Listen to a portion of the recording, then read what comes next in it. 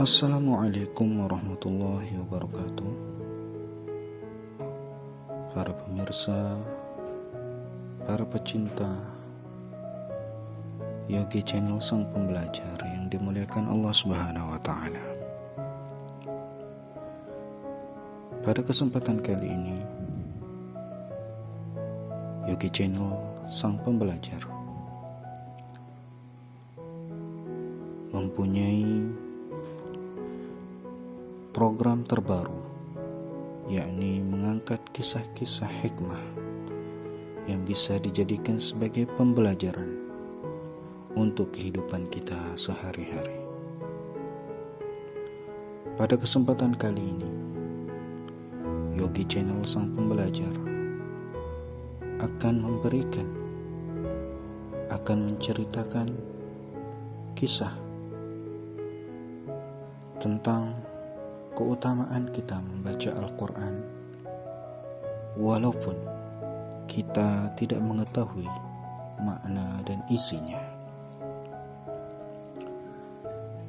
Tersebut seorang kakek bersama cucunya melaksanakan sholat tarawih seperti biasanya. Setelah sholat tarawih, sang kakek seperti biasa mengikuti tadarus Al-Quran yang ada di masjid. Sang cucu bingung mengapa sang kakek terus membaca Al-Quran, padahal sang kakek tidak mengetahui makna dari apa yang beliau baca. Sang cucu bertanya kepada sang kakek, "Kek, mengapa kakek terus membaca Al-Quran, sedangkan kakek tidak mengetahui makna dan isinya?" Tetapi sang kakek terus membaca Al-Quran tanpa menghiraukan pertanyaan sang cucu. Akhirnya setelah pulang dari masjid, sang kakek lalu merespon dari pertanyaan sang cucu. Sang kakek mengatakan kepada cucunya, "Cuk, tolong ambilkan ember di sana." Lalu sang cucu mengatakan, "Baik, Kek." Sang cucu bingung.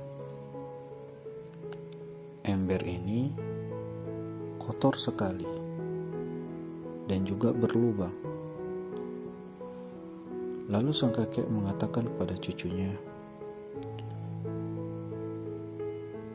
"Taruhkan air di dalam ember itu." Sang cucu menuruti apa yang dikatakan oleh kakeknya. Dia terus mengisi air di ember tersebut. Tetapi yang menjadi permasalahannya, tentunya ember tersebut tidak akan pernah bisa penuh karena ember itu bocor. Tetapi sang kakek terus meminta sang cucu untuk mengisi ember tersebut dengan air.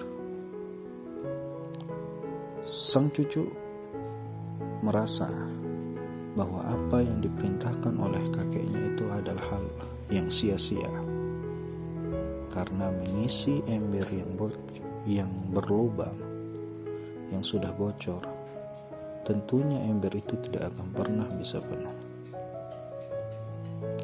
Lalu sang kakek mengatakan kepada cucunya, "Wahai cu, tentu mengisi air kepada ember yang bocor tentunya tidak akan pernah bisa penuh. Namun lihatlah,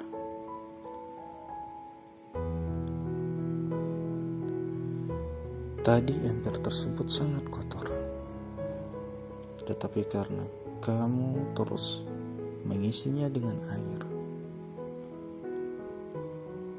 ember ini, bak ini menjadi bersih. Seperti itu juga dengan hati. Hati itu akan bersih dari kotoran-kotorannya dengan bacaan Al-Quran yang sering kita baca, walaupun kita tidak tahu makna dan isinya.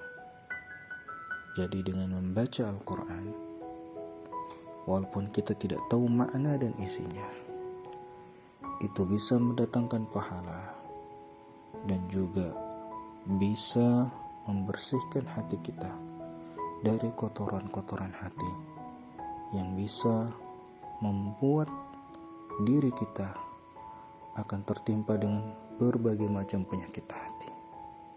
Maka dengan membaca Al-Quran lah sebagai obat dan sebagai pembersih dari hati yang kotor menjadi hati yang bersih. Demikian yang dapat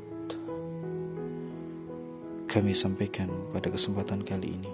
Mudah-mudahan kisah ini menjadi penyemangat untuk kita di dalam membaca Al-Quran untuk membersihkan hati kita dari berbagai macam kotoran-kotoran hati. Amin amin ya rabbal alamin. Wallahul muwaffiq wal hadi ila sabilir rasyad. Assalamualaikum warahmatullahi wabarakatuh.